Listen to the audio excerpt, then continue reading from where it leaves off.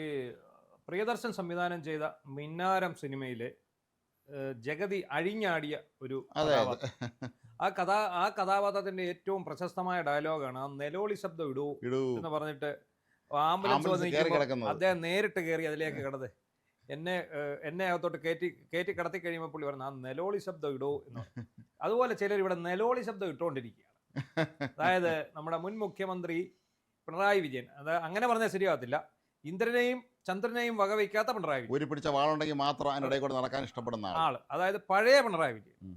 പുതിയ വിജയനെ നിങ്ങൾക്ക് അറിയത്തുള്ളൂ, പഴയ വിജയനെ നിങ്ങൾക്ക് ഇത് അറിയത്തില്ല. അത് അൽപ്പിണറായി ആ ആയിരുന്നു. ഇമാതിരി ഡംപടിക്കുന്ന, നമ്മളെ നാട്ടിൽ ഇതിന് പറയും ഡംപടിക്കുക എന്ന് പറയും, ഡംപടിക്കുന്ന വിജയന്റെ ഏകമകൾ തൈക്കണ്ടി വീണ ഇപ്പൊ ഈ നിലവിളി ശബ്ദം ഇട്ടുകൊണ്ടിരിക്കുകയാണ്. നാളെ ഇടിക്ക് മുന്നിൽ ഹാജരാകേണ്ടതായിരുന്നു. അതെ. ഇപ്പോൾ രോഗബാധിതയാണ് എന്നാണ്, ആരോഗ്യ പ്രശ്നങ്ങൾ കാരണം ബുദ്ധിമുട്ടാണെന്നാണ് എന്ന് പറഞ്ഞിരിക്കുകയാണ്. ഇത് കമ്മ്യൂണിസ്റ്റുകാരുടെ എല്ലാ ഒരു പാരമ്പര്യമാണ്.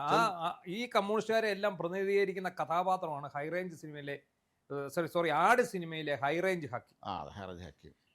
വെടിയുണ്ട വന്നാൽ വിരിമാറ് കാട്ടും പെയ്യില്ല എന്ന് പറഞ്ഞിട്ട് അവസാനം തൊഴുത് പിടിച്ച് കരയുന്ന ഒലക്കെടുത്ത് ഉരുട്ടാന്ന് പറയുമ്പോൾ എല്ലാം മാറുന്ന അവസ്ഥ ഇവർക്കെല്ലാം ഉള്ളതാണ്. നമ്മുടെ ചെന്താരകൻ, കണ്ണൂരിന്റെ ചെന്താരകമായിരുന്ന പി ജയരാജൻ, അദ്ദേഹം ഇതുപോലൊരു വധശ്രമ കേസിൽ പ്രതിയായിരുന്നു. അറസ്റ്റ് ചെയ്യാൻ വേണ്ടി CBI വരുന്നു എന്ന് കേട്ടപ്പോഴത്തേക്കും അദ്ദേഹവും ഇതുപോലൊരു സ്ട്രെച്ചറയിലായിട്ട് വീണിട്ട് പറഞ്ഞു ആ നിലോളി ശബ്ദം ഇടോ, എനിക്ക് ഹാർട്ട് വേദനിക്കുന്നതെന്നും പറഞ്ഞ് നെഞ്ചുവേദന അഭിനയിച്ച് അതിൽ കയറിപ്പോയ ആളാണ് ചെന്താരകമായിട്ടുള്ള പി ജയരാജൻ. അപ്പൊ ഇവരെല്ലാം അല്ലാത്തപ്പം ഇന്ദ്രനെയും ചന്ദ്രനെയും പേടിയില്ല, ഊരിപ്പിടിച്ച വാളിനിടയ്ക്കൂടെ നടന്നു, ഒരുതരം പ്രത്യേക ആക്ഷൻ കാണിക്കുന്നു. ഇതൊക്കെ കാണിക്കും എപ്പോഴാണെന്നറിയാം, ചുറ്റിനും 100 പേരുണ്ടെങ്കിൽ. അത് അങ്ങനെയാണല്ലോ, ലോകത്ത് എല്ലാവരും അങ്ങനെയാണല്ലോ. ഭീരുക്കളുടെ അടിസ്ഥാന ലക്ഷണങ്ങളൊന്നാണല്ലോ. അതെ.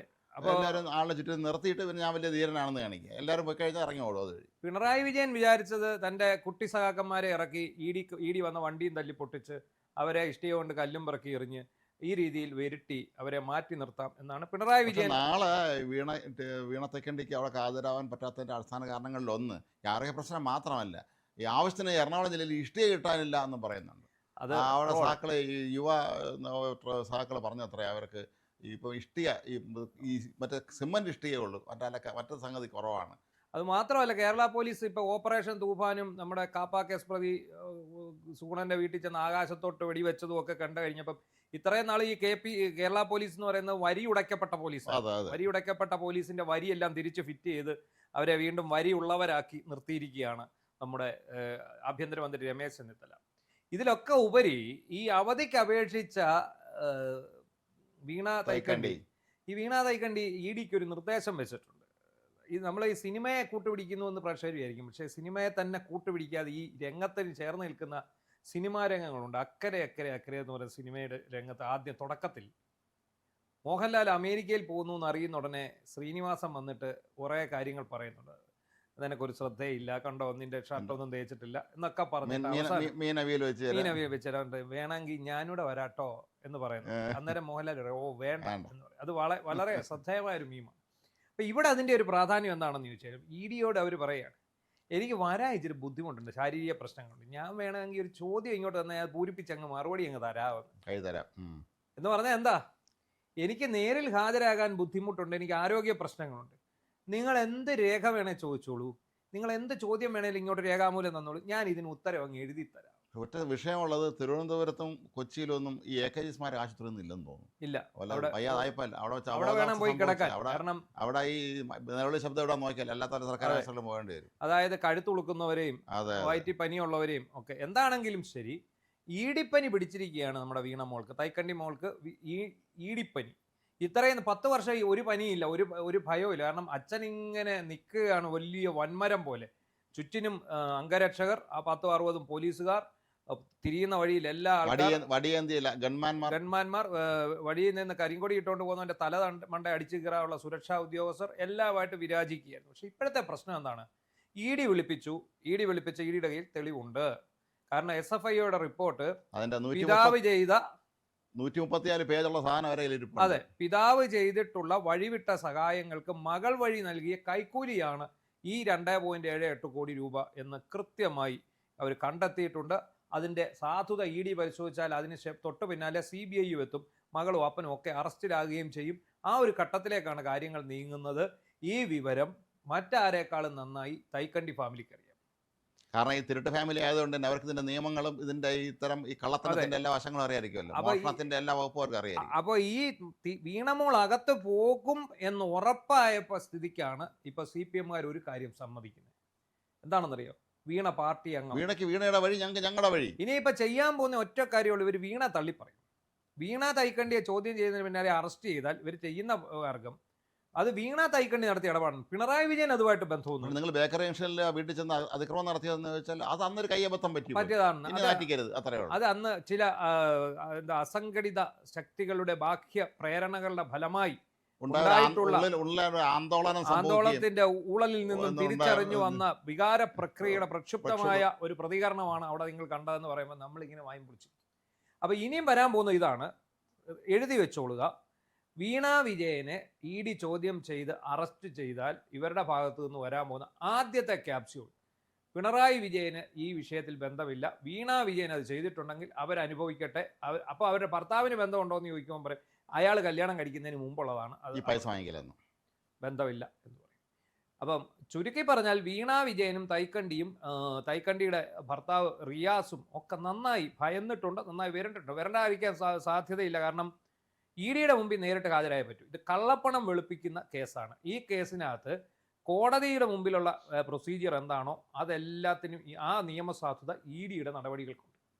സുപ്രീം കോടതിയിലെ വലിയ വക്കീലിനെ കൊണ്ടുവന്നിട്ട് പോലും നടന്നില്ല. ഇപ്പം CMR-ന്റെ പേരിലാണെങ്കിൽ പോലും ഇപ്പം നാളെ എനിക്ക് തോന്നുന്നത് ഈ നമ്മുടെ കർത്തൈ സംഘവും നാളെ ഹാജരാകേണ്ടതാണ്. മിക്കവാറും കർത്തയ്ക്കും മകനും ഭാര്യയ്ക്കും എല്ലാം ഇന്ന് എന്തെങ്കിലും അസുഖം ഉണ്ടാവാനുള്ള സാധ്യതയുണ്ട്.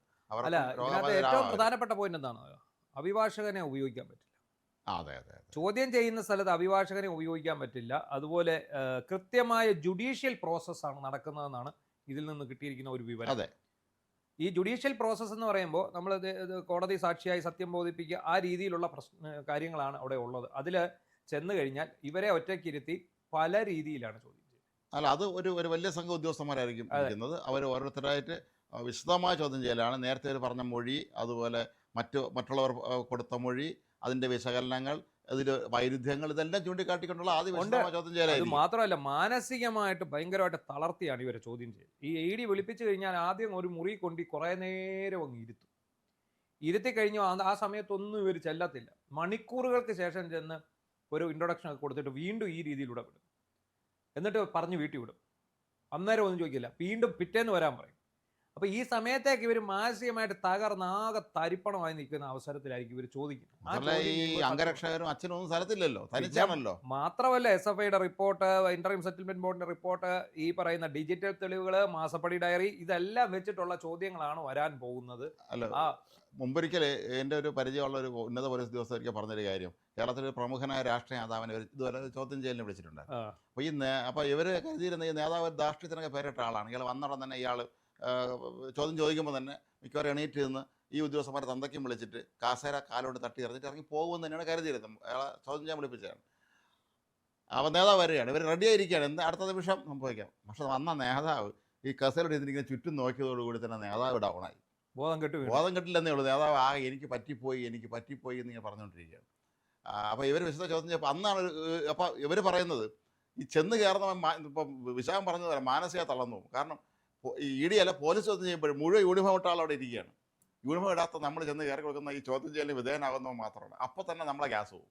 അത് മാത്രമല്ല, ഞാൻ വലിയ പുള്ളിയാണെന്ന് പറഞ്ഞ് വെളിയിൽ നടന്ന എന്നെയാണ് ഒരു ദാക്ഷിണ്യവും കൂടാതെ ഇവിടെ കൊണ്ടുവന്ന് ഈ ഇരുട്ടറയിൽ അല്ലെങ്കിൽ ഈ പറയുന്ന ക്വസ്റ്റ്യനിങ് റൂമിൽ കൊണ്ടിരുത്തി ചുറ്റിനും ക്യാമറയും വെച്ച് ചോദിക്കുന്നത്. ആരായാലും മാനസികമായിട്ട് തളരുന്നു. മാത്രമല്ല ഈ കള്ളം പറഞ്ഞുകൊണ്ടിരിക്കുമ്പോൾ പപ്പളമായിരിക്കും. ഞാൻ നേരത്തെ പറഞ്ഞ കള്ളവും ഈ കള്ളവും തമ്മിൽ പൊരുത്തപ്പെടുന്നുണ്ടോ? കുറച്ച് കഴിയുമ്പോൾ ഈ കണ്ടുകൊണ്ടിരിക്കുന്ന അല്ലെങ്കിൽ ചോദ്യം ചെയ്യുന്ന ആളുകൾ കൃത്യമായിട്ട് അവരത് നോട്ട് ചെയ്യുന്ന വസ്തുതയാണല്ലോ. അപ്പൊ എനിക്ക് തന്നെ തോന്നി കുറച്ച് ഞാൻ പറഞ്ഞ സത്യമാണോ കള്ളാണോ എന്നൊക്കെയുള്ള കാര്യം. ഇതിനകത്ത് ഇപ്പൊ CPM-ന്റെ നേതാക്കൾ പറഞ്ഞ ഒരു കാര്യം ശരിയായി വരികയാണ്. വീണയുടെ ഭാഗത്ത് യാതൊരു കുഴപ്പമില്ല, അവരത് കോടതിയിൽ തെളിയിക്കും, നിയമപരമായി തെളിയിക്കും. അവരത് തെളിയിക്കട്ടെ എന്നാണ് കൃഷ്ണദാസ് പറഞ്ഞത്. ജോൺ ബ്രിട്ടാസ് പറഞ്ഞത് എന്താ? വീണയുടെ കാര്യം നോക്കും, പിണറായി വിജയൻ ഇതിനകത്ത് കഴിവുള്ള ഒരു സ്ത്രീയാണ് അവർ, സംരംഭകയാണ് അവർ, അതുകൊണ്ട് അവർക്ക് അതൊക്കെ പറ്റും. അപ്പൊ ഇവർ ഇതിനെ മുൻകൂട്ടി ഒരു ഏറോട് അറിഞ്ഞിട്ടുണ്ട്. ഞങ്ങൾ പിണറായി വിജയനെതിരെ വന്നാൽ ഞങ്ങൾ പ്രതികരിക്കും. പിണറായി വിജയനെതിരെ വന്നാൽ നിങ്ങൾ എങ്ങനെ പ്രതികരിക്കും എന്നായി പറയുന്നത്? എന്ത് കാര്യത്തിന്? അഴിമതി നടത്തിയതാണെങ്കിൽ ഒരാളും പ്രതികരിച്ചിട്ട് കാര്യമില്ല. ഏത് വിജയനായാലും ഏത് ഇന്ദ്രനായാലും ചന്ദ്രനായാലും ഇന്ത്യയിൽ ഒരു നിയമമുണ്ട്, ആ നിയമം അനുസരിക്കാൻ ബാധ്യസ്ഥരാണ്. അല്ലാതെ നിങ്ങൾ 4 കട്ടയും കല്ലുമായിട്ട് ഇറങ്ങിയിട്ട് ഒരു കാര്യവും ഇല്ല. അഴിമതി നടന്നിട്ടുണ്ടെന്നുള്ളത് വ്യക്തമാണ്. 2.78 കോടി രൂപയാണ് മാസപ്പടിയായിട്ട് അത് ഒരു കർത്തയുടേതാണ്. ഇനി ഒരുപാട് കർത്തമാർ വേറെ ഉണ്ട്. എല്ലാ കർത്തരും കൂടെ എടുക്കുമ്പോൾ ഇത് അക്കൗണ്ട് വഴിയുള്ള കൈക്കൂലി, അക്കൗണ്ട് വഴി അല്ലാത്ത കൈക്കൂലി, കൊടുത്ത കാശ് കൊണ്ട് കൊടുത്തവർ അല്ലാത്ത കൈക്കൂലിയുണ്ട്. ഈ അക്കൗണ്ട് വഴിയുള്ള ഈ കൈക്കൂലിയുടെ ചുവട് പിടിച്ച് പുറകോട്ട് ചെല്ലുമ്പോൾ സ്വപ്ന സുരേഷ് പറഞ്ഞിട്ടുള്ള പഴയ സ്വർണ്ണക്കടത്ത് പോകണം. ഈ അന്ന് ഈ ഇ ഡി ഒക്കെ ഭയങ്കരമായിട്ട് അത് മാത്രമല്ല ലൈഫ് മിഷൻ പദ്ധതി കൊണ്ട്, കൂടാതെ ഈ എക്സാലോജിക്കിന് കാശ് കൊടുത്ത വേറെ കമ്പനികളുടെ ലിസ്റ്റ് സാന്റാമോണിക്ക പോലെയുള്ള കമ്പനികളുണ്ട്, ഒരുപാട് കമ്പനികളുണ്ട്. അപ്പോൾ എന്തൊക്കെയാണ് ഈ കേരളത്തിൽ നിങ്ങൾക്ക് പ്രവർത്തിക്കണമെങ്കിൽ, നിങ്ങൾക്ക് ഉടായ്പ കാണിച്ച് പ്രവർത്തിക്കണമെങ്കിൽ, അല്ലെങ്കിൽ നല്ല രീതിയിൽ പ്രവർത്തിക്കണമെങ്കിൽ ഞങ്ങളുടെ നേതാവിന്റെ മകൾക്ക് പൈസ. കുറച്ചാൾ മുമ്പ് ആരോ ഒരാളിട്ടുണ്ടായിരുന്നു ഇതുപോലെ ഇവരുടെ കമ്പനിക്ക് പണം കൊടുത്ത ഒരു കമ്പനിയുടെ ഉടമസ്ഥന്റെ അടുത്ത ബന്ധുവിനെ കേരളത്തിലെ യൂണിവേഴ്സിറ്റി സിൻഡിക്കേറ്റ് ഓപ്പറേറ്റർ പോലും നിയോഗിച്ചിട്ടുണ്ടായിരുന്നു എന്നാണ്. അതെ, അതാണ്. അപ്പൊ അവര് അങ്ങ് നടത്തി, കേരളം അവരെ സ്വന്തം വകയാക്കി അങ്ങ് ഭരണം നടത്തി. അപ്പൊ എന്താണെങ്കിലും ശരി, ഇപ്പൊ വീണ മോൾക്ക് പനിയും തലവേദനയും ഛർദിയും ഒക്കെ ആയിട്ടുണ്ട്. കാരണം ഒരാഴ്ച മുമ്പേ അവർ നോട്ടീസ് കൊടുത്തതാണ്. ഈ പറഞ്ഞ സംഭവം ഈ രോഗം അഭിനയിക്കുമെന്നുള്ളതും അവർക്ക് കൃത്യമായിട്ട് അറിയാം. ഇ ഡി പക്ഷേ ഇത് സമ്മതിക്കാനുള്ള സാധ്യതയൊന്നുമില്ല. മെഡിക്കൽ സർട്ടിഫിക്കറ്റ് ഒക്കെ ഉണ്ടാക്കി അയച്ചിട്ടുണ്ട്. അവരടുത്ത തീയതി കൊടുക്കും. ഇപ്പൊ നാളെ വരാൻ കഴിഞ്ഞില്ലെങ്കിൽ തിങ്കളാഴ്ച. എന്തായാലും ഇത് ഹാജരാകാതിരിക്കാൻ പറ്റില്ല. ഹാജരാകുമ്പോൾ തൃപ്തികരമായ മറുപടി കിട്ടിയിട്ടില്ലെങ്കിൽ കേസ് CBIക്ക് പോവും.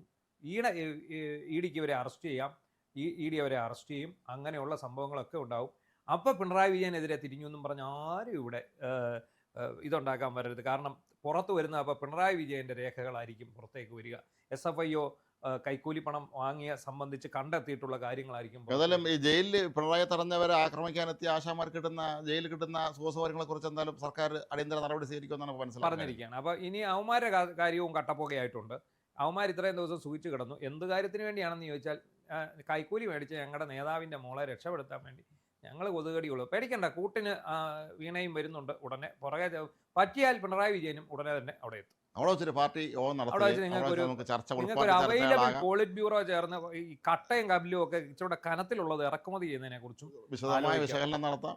മാത്രമല്ല അദ്ദേഹം പണ്ട് നടത്തിയ ഈ ഊരിപ്പിടിച്ച വാള് പോലെ കഥകൾ അതെ, ആ കഥകൾ കേട്ട് രോമാഞ്ച കഞ്ചുകിതരായിട്ട് വീണ്ടും ഇറങ്ങി കൂടുതൽ ആൾക്കാരുടെ തല തല്ലിക്കീറാം. എന്താണെങ്കിലും ഒരു കാര്യം സത്യമാണ്, ഭയന്നിട്ടുണ്ട് തൈക്കണ്ടി കുടുംബം. ഭയക്കേണ്ട കാര്യമില്ല. മടിയിൽ കനവില്ല. മടിയിൽ കനവുള്ളവൻ വഴിയിൽ ഭയന്നാൽ മതി. എന്തിനാണ് മടിയിൽ കനവില്ലാത്ത വീണാ വിജയൻ എന്തിനാണ് ഭയക്കുന്നത്? ആരെങ്കിലും നിങ്ങളെ ദ്രോഹിക്കാൻ വരുന്നുണ്ടോ? ഒന്നുമില്ല. എന്താണെങ്കിലും ഒരു കാര്യം കൃത്യമായിട്ട് പറയാം, അവസാനം പിടിവീണി. BJPക്ക് നിങ്ങളെ കൊണ്ട് യാതൊരു പ്രയോജനവുമില്ല. അപ്പൊ അതുകൊണ്ട് തന്നെ അന്തർധാര ഇത് നടക്കുകയില്ല.